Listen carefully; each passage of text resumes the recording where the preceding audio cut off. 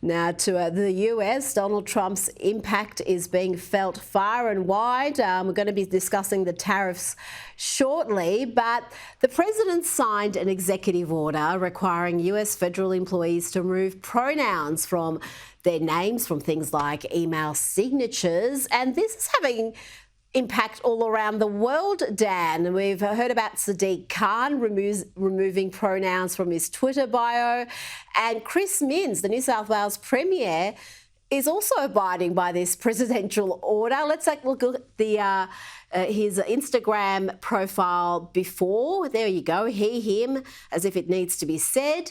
And the pronouns are now gone. Dan, his office is claiming that he wasn't even aware that the pronouns were added in the first place. But really, things have changed. There has been a change in the culture. There's been a change in the narrative here.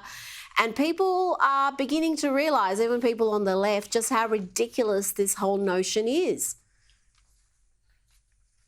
Yeah, that's right. I mean, it's good to know Chris Minns is a man. I think a lot of people probably struggled to figure that out on their own accord. So good that we've, settled that one. Look, I think you're right. The election of Trump was quite significant. It came on the back of the defeat of the voice to Parliament as well, and Brexit and many other movements in the Western world. And basically what's happened is regular people are feeling more confident in voicing their opinions on these issues. I'd also say not just on the sort of woke identity politics, but also on climate change and migration, which were always considered controversial topics. People are now much more comfortable in expressing their true opinions. They now know that they're not in a minority.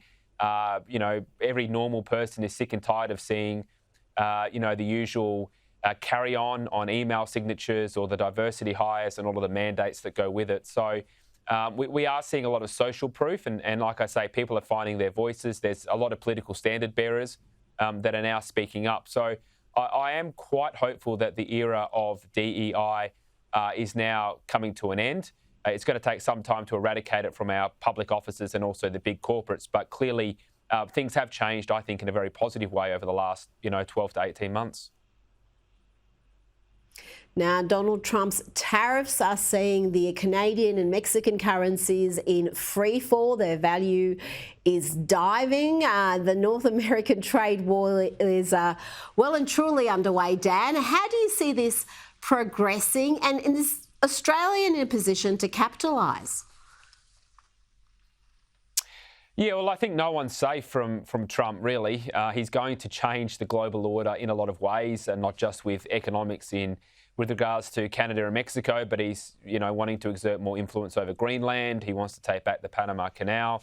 He's been very active in the Middle East and in Russia and in China. So I think next stop is probably, Antarctica for, who knows what he's going to do there. So it's, no one is safe from when Trump turns his sights onto you. Look, for Australia, there's opportunities, but there's big risks. We have been somewhat recalcitrant in our capacity to deliver on our defence commitments, particularly around our spending. We only spend about 2% of GDP on defence. That needs to get to at least 3%. And it also needs to be spent much more effectively and in a manner that's actually going to provide serious warfighting capabilities. And we saw last time Trump was in, he basically forced the NATO allies to start increasing their spending on defence. It's also a gripe that he has with Canada. So, and it's probably, fairly legitimate in that sense. So we are going to have to be very careful and make sure that, we're paying attention to the considerations of the Trump administration. We shouldn't just do whatever he says or wants, but we do need to be aware of the alliance and our role in that alliance. Well, it's all about America first with Donald Trump. That was his election promise, and that's what he's delivering. But that doesn't mean he is not paying attention to what's happening around the world. And President Trump has hit out at South Africa after its president signed a new law allowing the state to confiscate land without compensation. President Trump has vowed to withhold all US funding from South Africa until the decision is reversed. Dan, what more can you tell me about this? I mean, well, South Africa has been in a period of decline and division for many years now. And, the hundreds of thousands of people who have left South Africa, many of whom have come to Australia, is testament to that. They have fled, and the violence there and the crime and the deterioration of their institutions has been, a big concern for a long time. And, Trump seems pretty, pretty set on trying to correct that where he can. And clearly, I mean, the US is such a big player in the global market, whether it's to do with the economic side of it or, as we're discussing, the foreign aid side of it, that when they decide to change their arrangements, they do have significant leverage over what other countries do. So, look, we'll wait and see what happens. But clearly, I think a lot of people have been looking at South Africa for some time, and a change may very well be on the way. Now, before you go, Dan, I know a lot of our viewers are members of Qantas's frequent flyer program, so they'll be interested in this story. The Australian reports that Qantas is again under fire for the poor value of its frequent flyer program after it was revealed that members of rival airline loyalty programs can access Qantas reward seats for much cheaper and less points than the Qantas frequent flyers. Let's look at this example. If you book through Alaskan Airlines, you can get a Qantas business class seat from Perth to Paris for just 85,000 miles plus $122.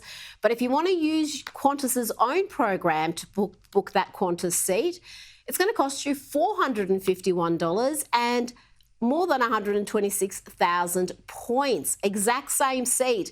Alaska Air's mileage program is also free, Dan, whilst Qantas charge $99 to join their frequent flyer program. How do they justify this? Because when you do fly Qantas, you do pay a premium and you do it to support the national carrier, but they don't seem to be treating their customers with the love and care you'd expect. Well, I think the issue here is the lack of domestic competition in Australia. I mean, basically, you can choose between Qantas or Virgin or Jetstar, but of course, Jetstar is a subsidiary of Qantas. So there's not much you can really do. There's not many shopping around opportunities in our domestic market. So Qantas can get away with charging comparatively higher prices than they otherwise would. We saw the anti-competitive tendencies of this government just over the last couple of years with the decision to stop Qatar Airways from running more routes into Australia, and that, of course, benefits the largest incumbent, which is Qantas. So, look, I think if you remove some of the barriers to entry in the Australian aviation market, you will see more pressure on Qantas and Virgin, and maybe they'll start charging a fairer price, but I certainly won't be holding my breath. Dan Weil, thank you for your time tonight.